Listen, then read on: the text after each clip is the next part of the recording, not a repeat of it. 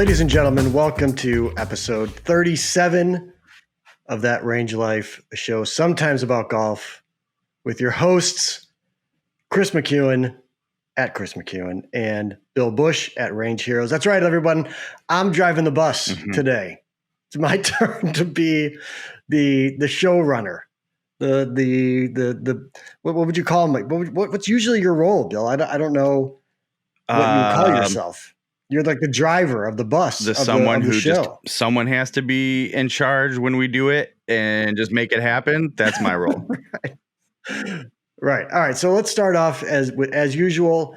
You'll see a thing down here somewhere to subscribe to my channel at Chris McEwen on YouTube. So you should subscribe, like the video, hit the bell so that you get notifications for new videos, like new episodes of this show that come out every week, and any other random videos I decide to do that are relatively golf related, such as we coming soon, hopefully. Got a big industry meeting on Thursday, guys. Big industry meeting on Thursday for a potential collab video. That's right. The latest video that just launched on the channel is around the ShotScope V3. It's if you want to see the legend that is Jribs in his full environment there, you can see him playing me in match play and catch that. But otherwise, follow, subscribe, all those sorts of things. You can find Bill, like I said, at Range Heroes. You can find me at Chris McEwen on all your social media outlets. And what do we have on the show today, Bill? We've got some gear talk with a new putter that you've got. Which putter is it? L.A.B Golf B. I don't know how they want you to pronounce this. Maybe I should have checked. But if it's a B.2 putter or the B.2 putter, either way, new blade.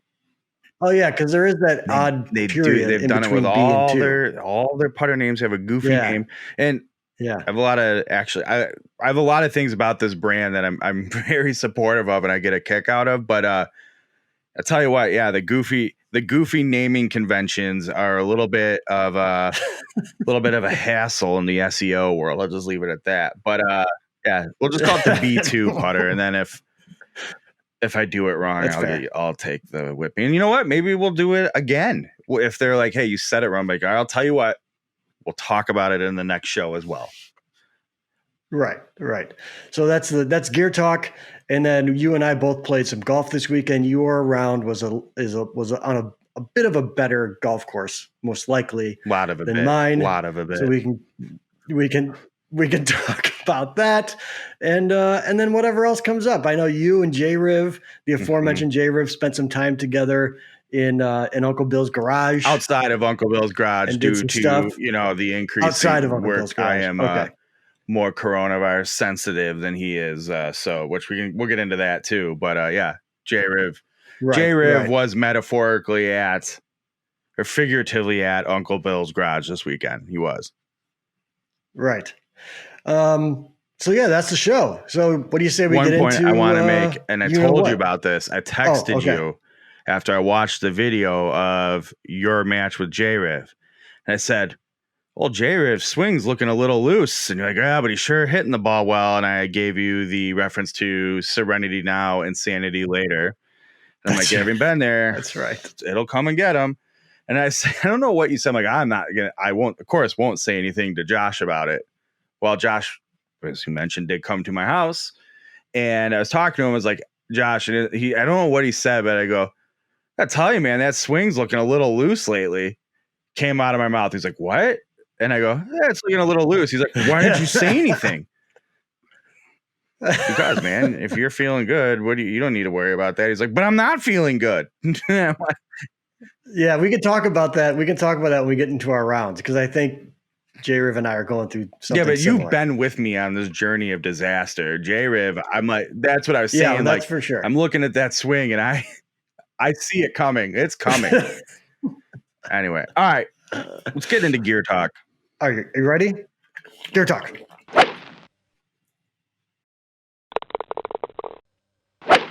Hey, Chris. We talked about them a little bit here in the beginning. L.A.B Golf. They had a different name before. I think it was like directed force putting, something like that.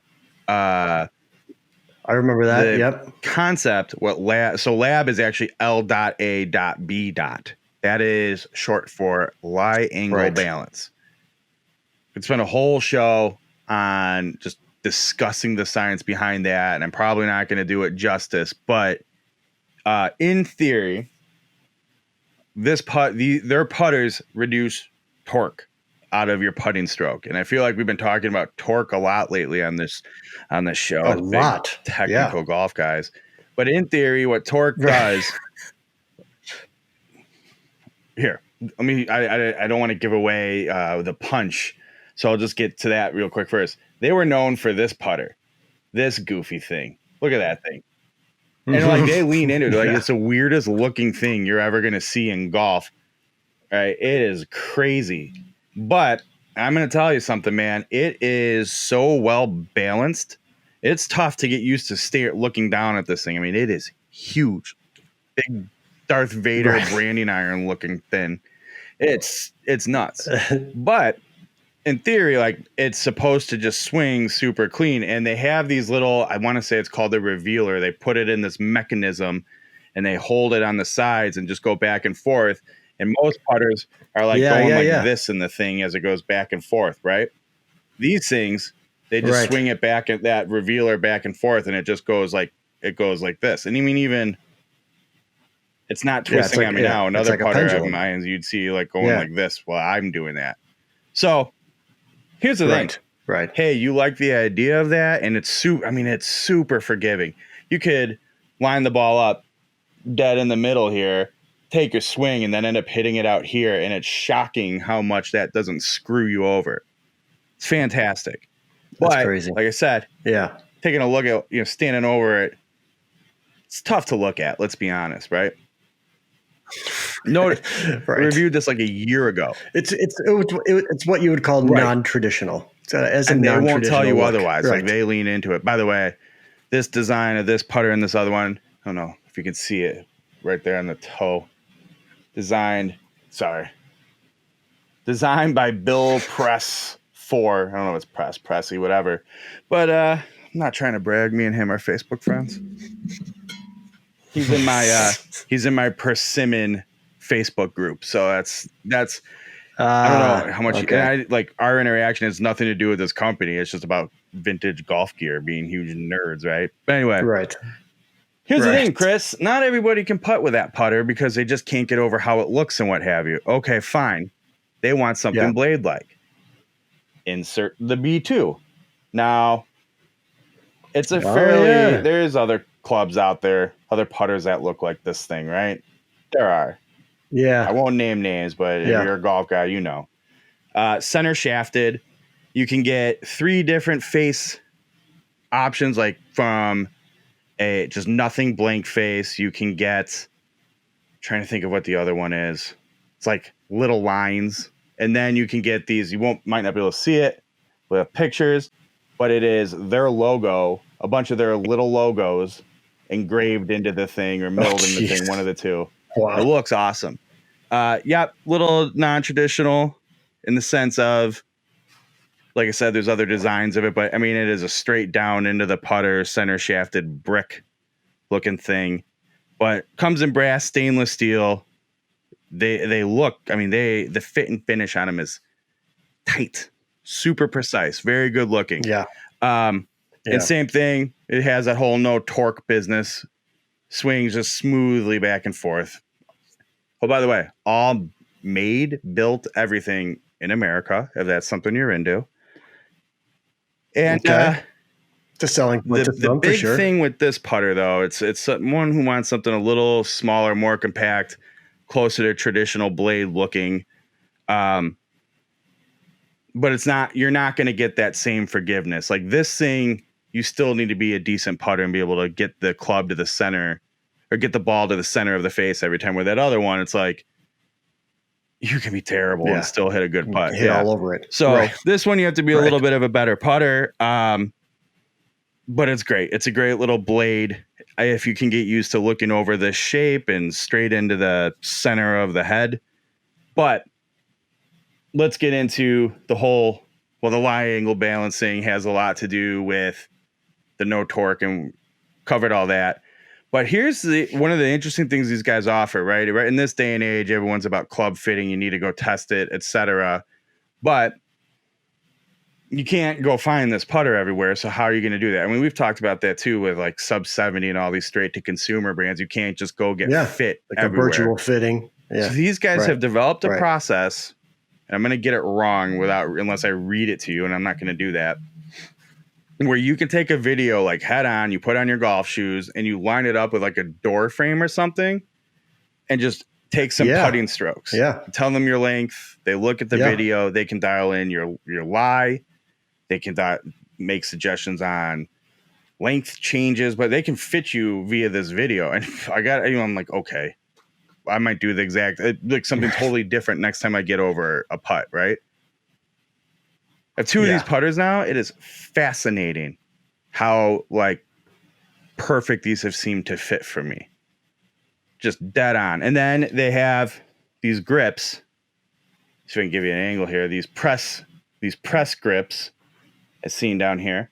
Mm-hmm. And they promote like a little bit of a forward press that helps you get a little, keeps you from hitting up on the ball and keeps the ball, in theory, rolling end over end faster, right? So they're pretty sweet. I like the brand a lot because they clearly are thinking about what they're doing in a different way than everybody else. I think because the putter, I mean, yes, this is traditional, but it's not an answer shape, right? It's not an answer to shape. Right. So right. They have a different blade, a very different mallet putter. They're separating themselves, and I think they're still trying to find, that sweet spot, that how do they break out from there? And people are paying attention to it. They have especially with the branding iron, they have a ton of interest in that putter, tons of it. And I mean, like I said, I know it's goofy. I still have mine around. I haven't, hey, Chris, go ahead, take her for a whirl, whatever. I'm like, no, this thing's always around in case I'm like, I need to make a change. Yeah. But they don't take themselves too serious. They're doing something very, very technically advanced, I'd say. They're making a high quality putter, but I would encourage people to go read around their website and how much these guys are self-aware of what they're doing and not taking it too serious. I mean, just the copy on their website's fun to read. I know that sounds ridiculous, but I just love cruising through the site and seeing like what little joke snuck in here, what moment of self-deprecation took place. It's great. So I really like these guys. I hope they can break through maybe a little more. I don't want to say mainstream because we're all cool indie guys. We like the cult classic stuff, but I hope they can break through and sort of hit that next level. You start seeing a few more guys up on tour playing them, and I mean they pop up every now and then, but it become a regular in the golf, I guess, in the golf climate. Does that make sense? Right.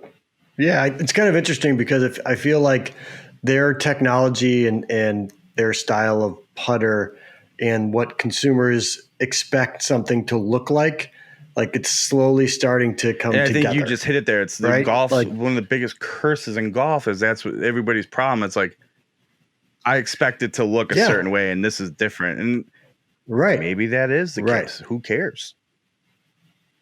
Yeah. Right. I just can't look at that. It's like, why? Yeah. No, I believe it. I understand it. It does take adjustment when you're not used to how something looks, but and it might never be like, it might just be, I can adjust anything, but this one thing I just can't do. I can't figure it out. Well, golfers are weird that way. Like think about, you could have the best performing driver, in the business, but if it doesn't sound right, it's not going to be successful. I mean, driver fitting is always the best example of it, where guys are like, yeah, I'm hitting that one 10 times better, 20 yards farther, like super tight dispersion. Just hate how it feels, which, sound and feel go together, but I just hate how it feels. I don't like it. I'm not going to play it. And then your fitter might be like, but you realize that makes no sense. You're like, you will be a better golfer by handfuls of strokes. No, it feels like crap to me. I can't do it. I know we're a weird, finicky bunch, but I think that's the perfect sort of analogy to that putter. I mean, it's obviously a well-made, well-constructed, well thought out piece of equipment, and golfers just need to get over. I mean, I'll give you that piece of the issue, the looks of it. Right through the window of it. It's pretty fun. I admit. It'll make a good thumbnail right there. That'll be a perfect thumbnail. This is tough to get over. I admit it. It is. I wouldn't tell you otherwise. Sure. Man, it's fun. And especially when people haven't seen it before and they're like, you pull this out for that first green. You're like, what the hell is that thing? And you're like, well, right. If you didn't know, I'm an internet golf nerd. I own a website. Right. Let me tell you. Look at the size of this thing. Right. I mean, this head cover. I'm like, yeah, that's. I mean, for reference, like it's huge. I could cover my car with this thing. I think. Look like a mitten. See, it's like an old time catcher's mitt, right? Right. All right. Anyway, that was Gear Talk.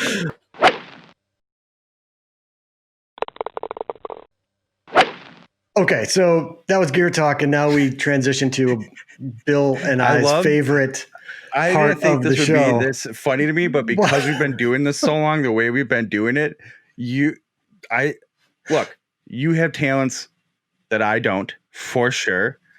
But I almost feel like saying to you, and I text you this all the time, I think you are better on the show than I am by a mile.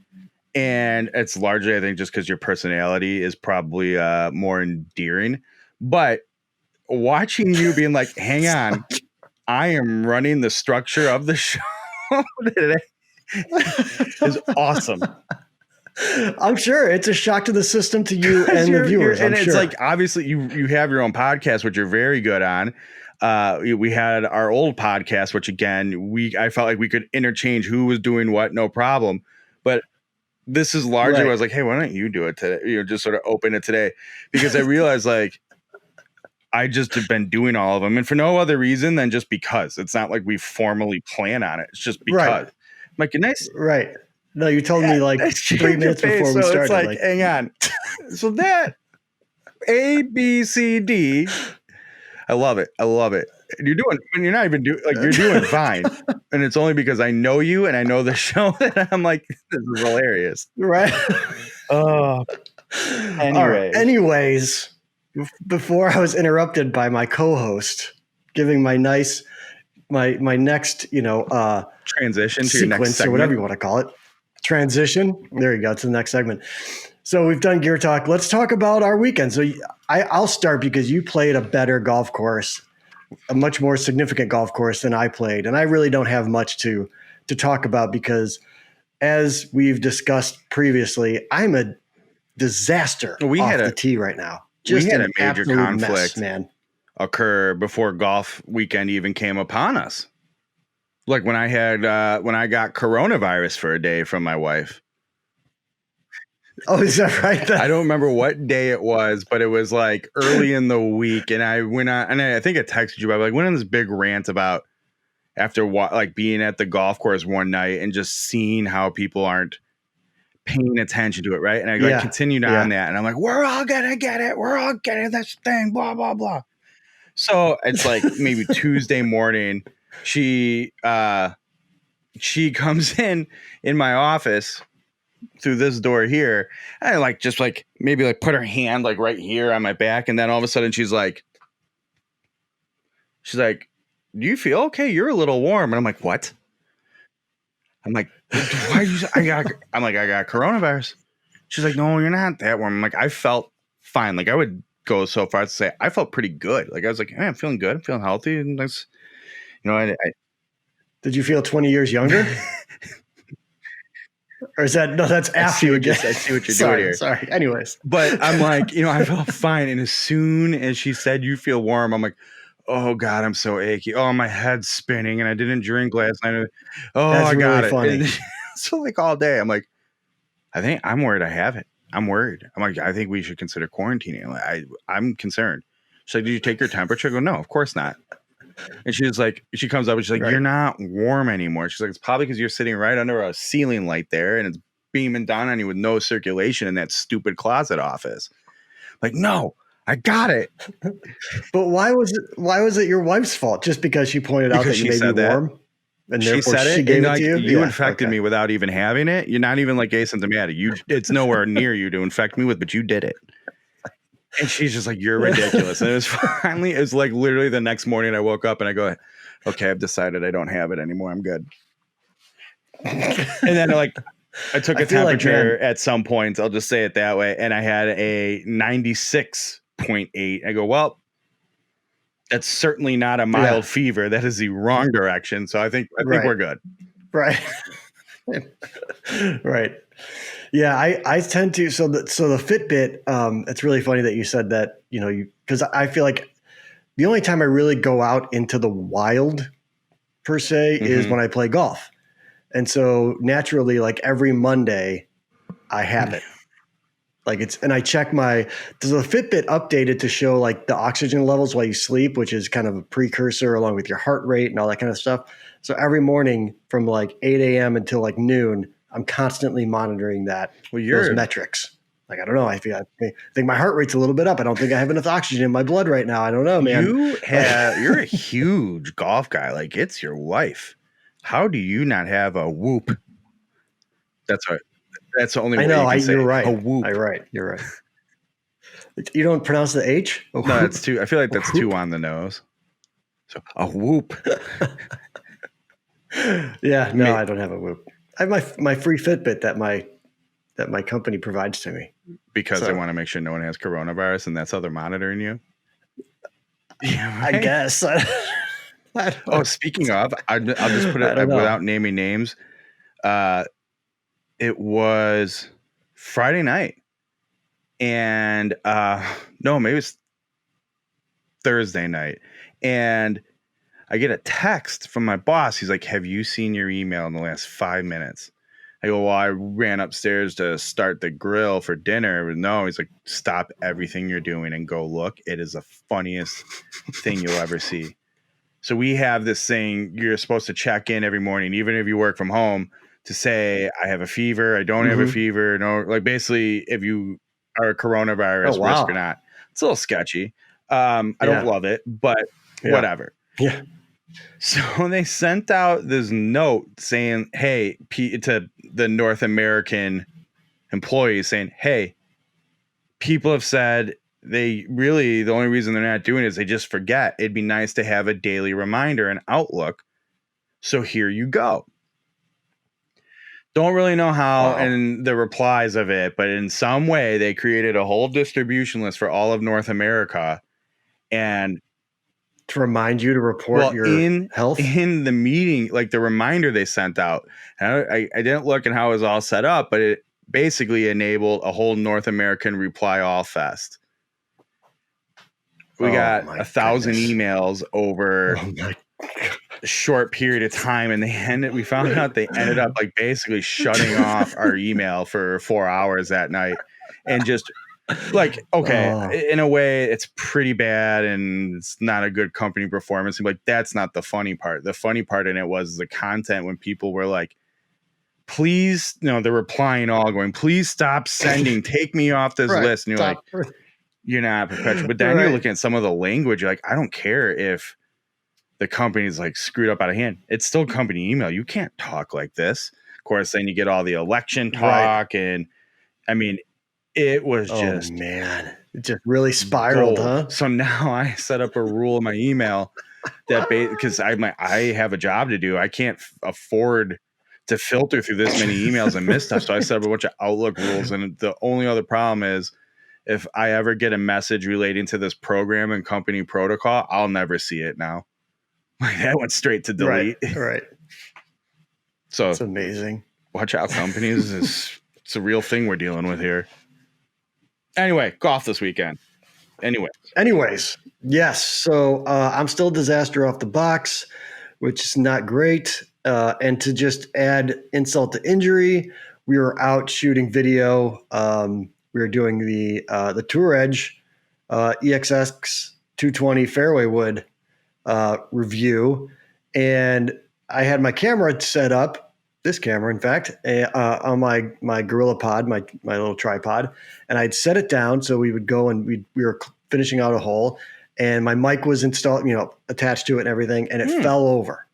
It was a little windy. It wasn't a flat ground, whatever. It fell over, and my mic just like exploded. Just absolutely exploded. So I ordered a new one today. Well, it's a good thing you have all that cheap gear too, so it's not a big deal. Yeah. Right. Yeah. It's fine. Don't worry about it. But yeah, anyways, otherwise it's just bizarre to me. I've never experienced this thing before with the whole, any club that isn't an iron, I'm just spraying the thing all over the place, but my irons are fine. My irons are completely, like, they have not changed. They're good. Hit them well. It's the only thing saving my game right now. But anything with a head on it basically is just, I don't know what's going to happen. Have heads on them too, but honestly. I know what you're saying. You know what I mean. You know what I mean. But anyways, that was my round. I told you. I think I know why, but it's like, until I'm in person at a golf course, I don't really want to say anything about it, especially. Well, I think I know too, which is even more aggravating. Like when you know what the issue is and you just can't, you just can't. But see, I feel like it's similar to what I was going through, and I can be like, hey, here's the exaggerated things that scare. And as we'll get into, I'm still having. It's weird. I have like. My game is close to better than it's been in a year and a half. I am hitting, like, I'm almost suffering from hitting it too well. I go, oh, I didn't know that's when I hit it right. That's where it goes now. And I didn't know I hit my pitching wedge that far, or I didn't know I hit my sand wedge that far. Yeah. Oh, I didn't know I could even clip a little pitch shot. And if I do, they go here. Like, I have that. That hurts me a little bit, but that's easy. I'll come back from that. Yeah.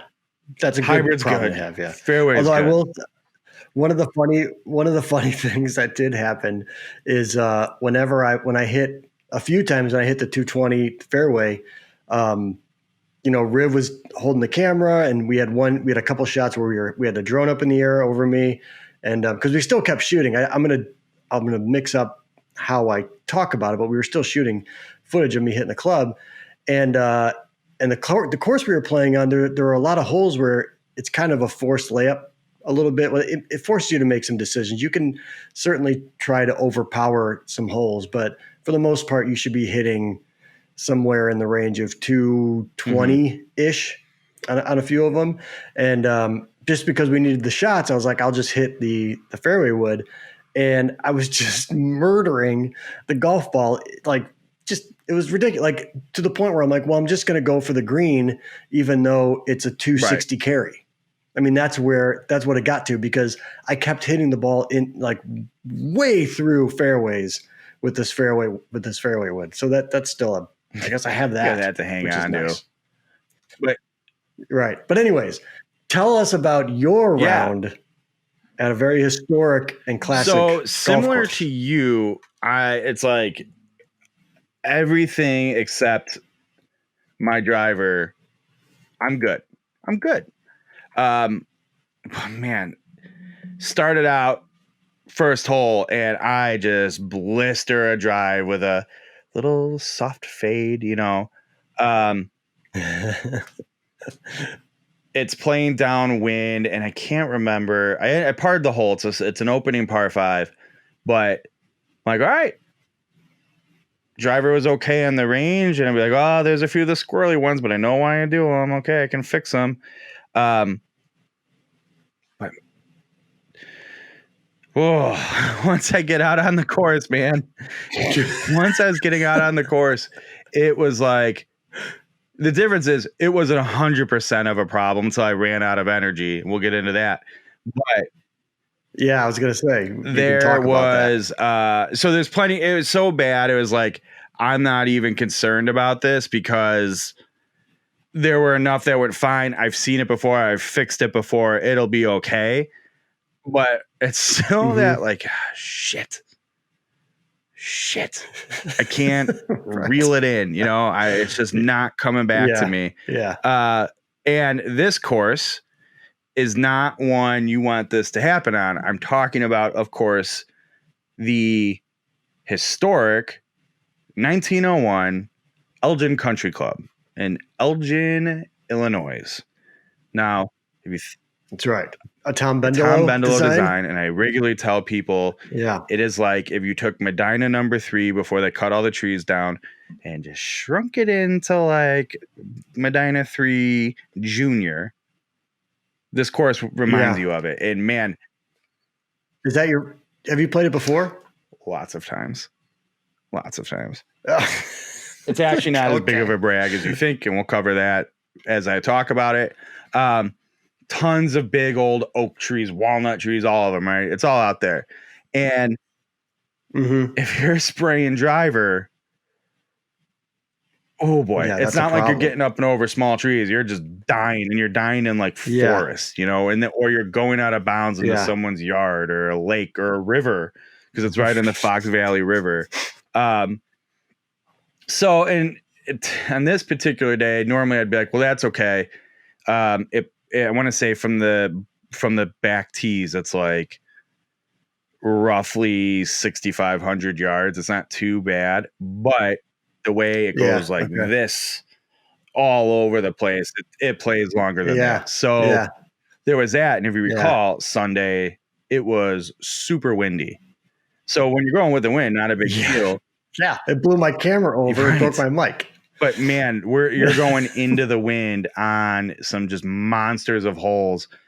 And that's where you're like, I have to hit driver today. I have to do it. So, and it wasn't hitting my 3-wood great. It wasn't causing me problems. It wasn't like, well, it's fine. I'll just play 3-wood the way in. I'll be fine. But that stupid driver, I would say finally after like the 9th hole, well, key element here, Driving Range Heroes' own John Heisey came out with me, and we're like, I'll just say, having the connection to play there a lot. I'm very familiar with the place. I'm like, hey, is it cool if we just walk? He's like, yeah, that's fine. So looking at the hill, it's kind of like Sand Valley. You're better off without your push cart. So we were carrying our bags, and man, it was like the 15th, 16th hole. We finished up, and I go, never walked this course before. This is a haul, man. It is a tough one. So if you go to @Range Heroes on Twitter or Instagram, you can see some of the and it won't do it justice that William was dealing with. Yeah, it's wild. But it's super fun, and man, the course is amazing. And it's funny because people are like, look at the overhead. Okay, it's another old Chicago course out in the middle of nowhere, struggling membership kind of a thing. But you get out there and you realize you're in that Fox River Valley. It is, I mean, it's like Coyote or Big Run-esque terrain. And yeah, for sure. I mean, so here's my worry. It's 1901. And if you think about golf courses in 1901, that is roughly 17 years before Olympia Fields and a good 20 years before they had the North Course. It's 20 years before Medina. Wow. Chicago Golf Club's first course was 1892. The Wheaton one was 94 to 96, somewhere in there. Beverly was after this. Man. I want to say Ravislow is like 1901, but like all of them were. Now, John pointed this out to me. They're close to the city. This one's way out west. And he goes, well, it's only 35 miles.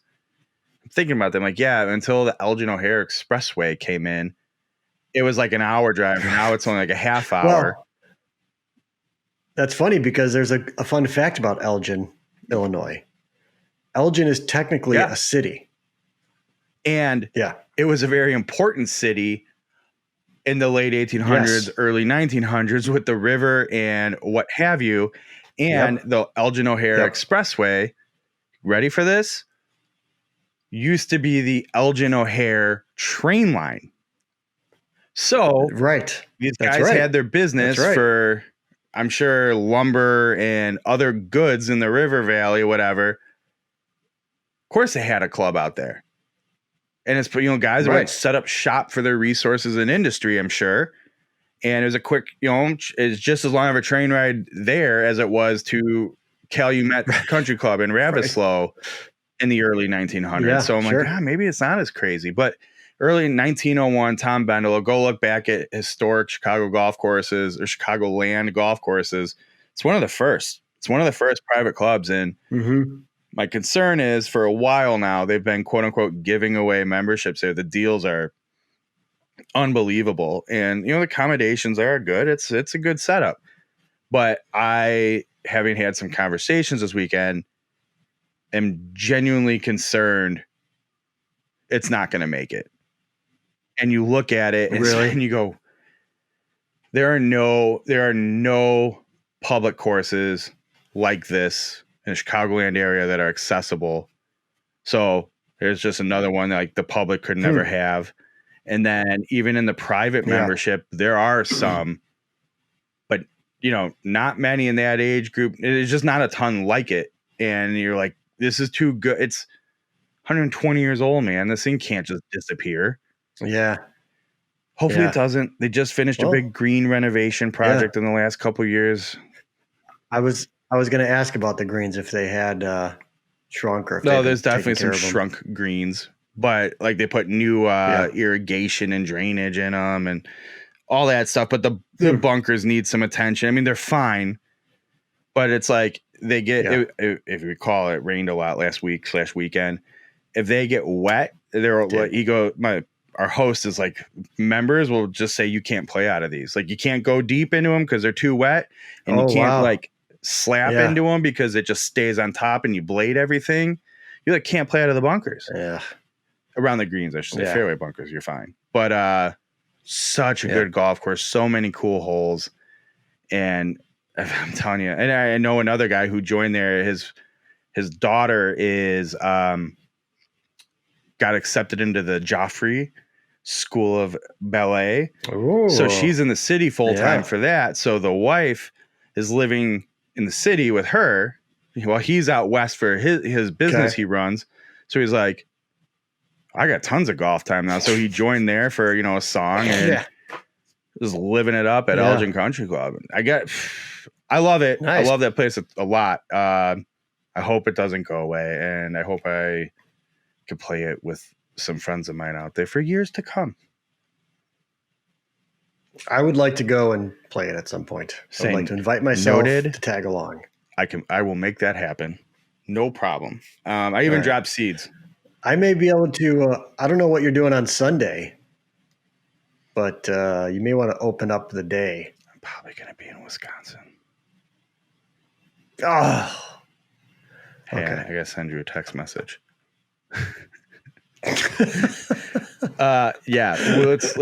We'll chit chat, but I'll probably be in Wisconsin for Columbus Day weekend, or Indigenous Peoples Day. I don't know what to call it now. I don't know what to do. I'm supportive of the movement to not call it Columbus Day, but I feel like if you call it anything but that, people are like, I don't know what you're talking about. Oh yeah, I do know what that is. I didn't know that was this weekend.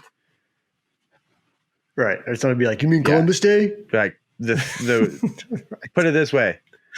My daughter doesn't have school Monday, Tuesday, Wednesday next week, and they want to go somewhere. So yeah, that's fair. You should go. Anyway, I'm going to bring my stuff, but you should go, and I'll do the show. Okay, great. I'll do the show. You're better than I am. I get it. All right, man. I apologized. Okay. I didn't even. Well, kind of, but not that bad. Not as bad as I think you thought I meant it. I know. Hey, so that's our golf weekend. I'll get you fixed. Don't worry. Because you just need to, and I saw the videos. You just need to do what I needed to do, and I'm still working on. You'll be fine. And old Jribs not far behind. Okay. Let's just say that. Well, no. So I alluded to that a little bit. So he played well. But he was starting to. You're right. He's starting to get a little loose. But I think it's kind of the curse of the golf swing where you're constantly tweaking something, and some part of your swing. And I know I've been doing this, and I shouldn't be doing it during the golf year, but I did, and now I'm stuck in between. And I think that's part of the issue. And I think he also. I think his issue is generally he was fine and started feeling like the worst thing that happens with a golf swing to me is where it feels like second nature, and you're like, yeah, I'm just comfortable doing this and it has good results. It's like I've always been like, I just need to get something to be muscle memory so I can do it every time, but it's almost like that's the worst thing that could happen. It's more, and Tiger Woods talks about this all the time, which I would never use as like something to aspire to for anyone. But if you think about it, it's not the muscle memory of like, yeah, just bring it back and swing away. Like that's the problem. And that's what I think happened to him. It's that like, interesting. You don't find the muscle memory, but you find the like repeatable feels where you're like, I'm supposed to feel this or feels or actions. Like I do this, and then just I do this, I do this. That makes me swing it well. Yeah. And then you can mix in like a little bit of the like muscle memory, but it's almost like if you don't just make yourself stick to the regiment throughout the swing, that's where the stuff comes and gets you. Oh, and that's what I think, like, that's exactly what happened to me. I'm like, I found a point where I'm like, I can just rip this thing back and rip it forward and just sort of get this tempo and everything will be fine. Like, well, yeah, having that tempo screwed up my swing entirely. And I was like throwing weight around all over the place. Yeah. And that's what I'm like, look, sneak peek to you. And I've told you, it's like, I see you doing that. And he's looking like a rubber band in the wind right now. Yeah. Well, see, it's funny because, so I implemented a change and that I've heard this talked about before. So I made this change right before I went to Wisconsin, actually. And then I shot like 6 rounds in a row, mid 80s, mid to low 80s, playing very well. And then, but they always talk about there's this regression point because probably what you're talking about, I get comfortable. And then you regress a little bit. And I think that's what I'm in the midst of is a very large, what feels to me very large regression / correction. I think there are two things. From what I saw in that like one video, I've decided I have it all figured out with you. There are two things that won't be super disruptive. I think where it'll be like, hey, if you just do this, you'll start to feel the difference and be like, oh yeah, got it. Now, if you can, I mean, because that's what happened to me basically too. It doesn't mean I do it. You know what I mean? Yeah. Whatever. Yeah. It's all stupid. Why do we play it? Well, that's the. Yeah. Hey, showrunner, do we have anything else you wanna cover today? That's all I got, man. I don't know about you. I am having an internal emotional panic now about Sunday, and I'm not pleased because, like I told you about, it won't be the only opportunity. I told you about Elgin. I'm like, it's not going anywhere. Well, next year at least, but no, it'll be. We have some time there, but yeah. We have time on my end too, so don't. I will worry too much. All right, no, I think that's it, man. I think that's all I got to cover. Hey, keep swinging the golf clubs. All right, well then, if that's the case, then I'll close us out. Follow Bill at Range Heroes on all social media. Follow me at Chris McEwen on all social media. And do the thing where you click subscribe and like the show and hit the bell so you get notifications of all these great new episodes that we do. And what's the caveat of your website? You have to actually click on the video, the YouTube so like thing, and if it's embedded in the post on the site, and if you like hover over it, it's so you can like hit pause and all that stuff. You'll see the YouTube logo. Click on that. Click on that to bring you to Chris's YouTube page where you can now hit all the subscribe stuff. Yeah. Now, if you want to just skip all of that stuff, you want to get the YouTube videos, and I'm going to do this for you, Bill. If you want to get the YouTube videos, you want to get all the reviews that drivingrangeheroes.com does every week. You want to get that summary. You can subscribe to drivingrangeheroes.com, and all that stuff will show up in your inbox. Just do it. Yeah, and then you can click through all that stuff. You can go to the website. You can go to the YouTube site. You guys, you have tons of time, so don't act like it's too busy for this. In worst case scenario, just open the email up for me and then delete it. You can do that too. There you go. No, I need the click. There you go. Click the site. All right, sir. Click all the links, then just close it off. That's all I ask. My bounce rate's going to be like 98%. That's some webmaster talk for you guys. All right, end the show. All right. All right. We will talk to everyone next week. I will talk to you, Bill, I'm assuming right after we hit stop record. So we'll see everybody.